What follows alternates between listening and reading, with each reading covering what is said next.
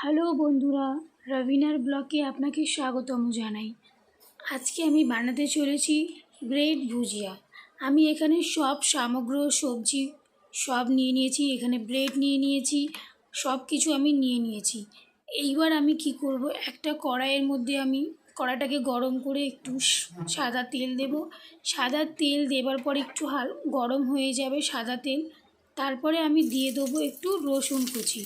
রসুন কুচি একটু ফ্রাই হয়ে যাবে, তারপরে দিয়ে দেবো পেঁয়াজ।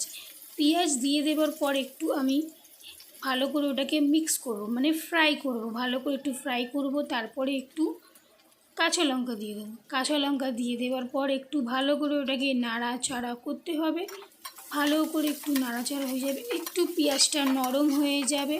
পেঁয়াজটা নরম হয়ে যাওয়ার পর আমরা দিয়ে দেবো এর মধ্যে একটু সামান্য মতন গাজর দিয়ে দেবার পর আমি দিয়ে দেবো ক্যাপসিকাম দিয়ে দেবার পর আমি দেবো হচ্ছে টমেটো কুচি দিয়ে দিয়েছি।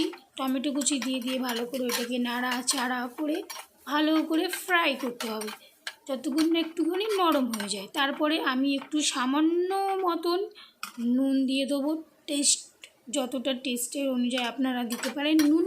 আমি নুন দিয়ে দিয়েছি। তারপরে নাড়াচাড়া করে ভালো করে এটাকে রান্না করতে হবে। আপনারা যদি চান একে চাপা দিয়ে রান্না করবেন তাও পারবেন। এবার হয়ে গেছে। এর মধ্যে আমি নিয়ে নিয়েছি টমেটো সস অ্যান্ড মিউনিসটাকে ভালো করে মিক্স করে নিয়েছি। মিক্স করে নেবার পর আমি এটা কড়াইতে দিয়ে দেবো। কড়াইতে একটু নাড়াচাড়া করে নিয়েছি। তারপরে দিয়ে দেবো একটুখানি গোলমরিচ গুঁড়ো একটু দিয়ে দিয়েছি। তারপর একটু নাড়াচাড়া করে আমি দিয়ে দিলাম হচ্ছে দুখানা ডিমটাকে ভালো করে একটু নুন দিয়েছি ডিমের মধ্যে। তারপরে নাড়াচাড়া করে তারপরে সব সবজির সাথে আমি এটাকে মিক্স করে নেবার পর এর মধ্যে আমি দিয়ে দেবো টমেটো সস অ্যান্ড মিউনিস, যেটাকে আমি মিক্স আপ করেছিলাম ওইটা, আর একটু সামান্য মতন সয়া সস দিয়ে দেবো।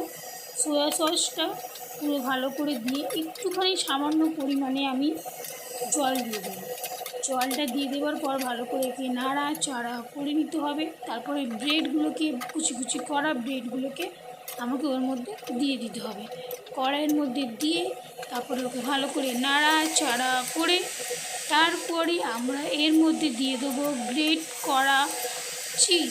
আমি ভালো করে চিজটাকে গ্রেট করে নিয়েছি। তারপরে আমি এর মধ্যে দিয়ে দেবো একটুখানি চিজটা দিয়ে দিলে অসাধারণ একটা স্মেল আসবে, অসাধারণ একটা টেস্টি খাবার রেডি হয়ে যাবে। আপনাদের জন্য ব্রেকফাস্ট বলতে পারেন, না হলে বিকালের টিফিনও বলতে পারেন।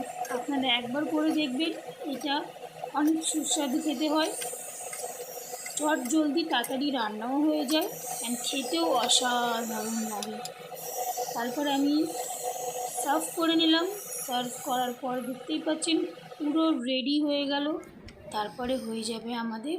এবার আমার ছেলে খাবে, ছেলে খেয়ে বলবে এটা কীরকম টেস্ট হয়েছে।